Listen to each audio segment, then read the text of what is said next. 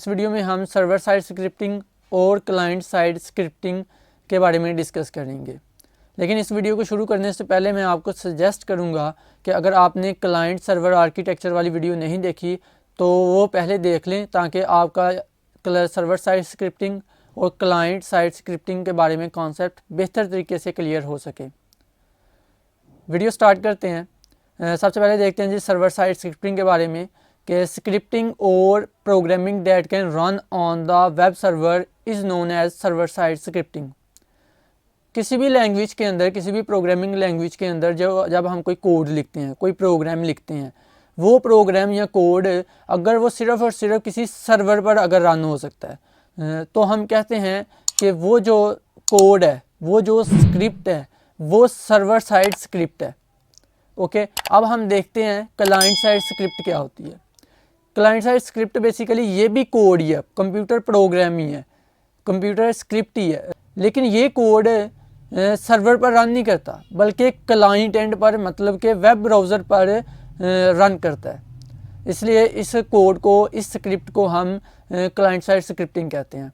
For example जो आप code लिखते हो HTML में, वो HTML को के आउटपुट को देखने के लिए आप वेब ब्राउज़र को यूज़ करते हो।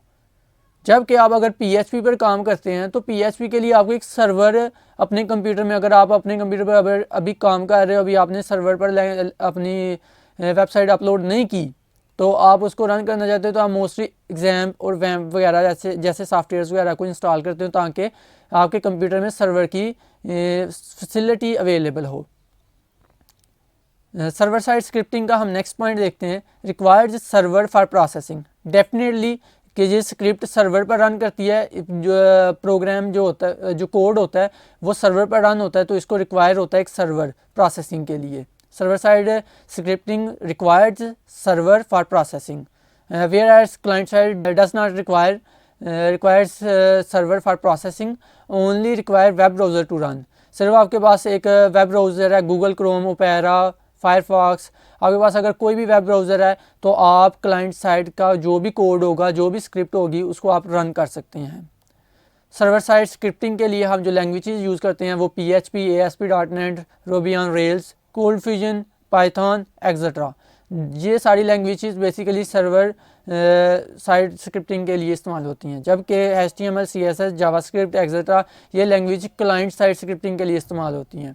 सर्वर साइड स्क्रिप्टिंग जो लैंग्वेजेस होती हैं वो मोस्टली सिक्योर होती हैं, जबकि client side scripting languages insecure होती हैं।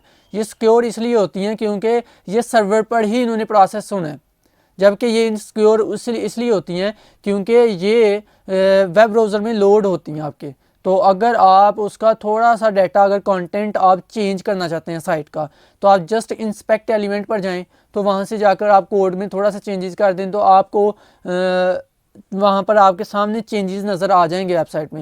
लेकिन जब भी आप उस पेज को रिफ़्रेश करेंगे, जैसे वो डेटाबेस में से रिफ़्रेश होकर आएगी, सर्वर में से जब भी वेबसाइट रिफ़्रेश होकर आएगी, जो ओरिजिनल डाटा होगा, वही जो कंटेंट होगा वो लोड होगा। इसलिए हम कहते हैं कि सर्वर साइड जो स्क्रिप्ट होती है वो सिक्योर होती है, जबकि ये इनसिक्योर होती है। आप इंस्पेक्ट एलिमेंट में जाए, वहाँ से जाके कंटेंट चेंज कर सकते हैं, वेयर एज इसका कंटेंट नहीं आप चेंज कर सकते क्योंकि ये सर्वर पर मौजूद होती है, वहाँ पर इसकी प्रोसेसिंग होती है, जबकि इसकी प्रोसेसिंग वेब ब्राउज़र पर होती है, जहाँ से आप थोड़े से चेंजेस भी कर सकते हैं। होपफुली आपको पता चल गया होगा सर्वर साइड स्क्रिप्टिंग में क्या फ़र्क है और क्लाइंट साइड स्क्रिप्टिंग में क्या फ़र्क है। अगर आपका कोई क्वेश्चन है आप कमेंट्स के ज़रिए पूछ सकते हैं। Thank you so much.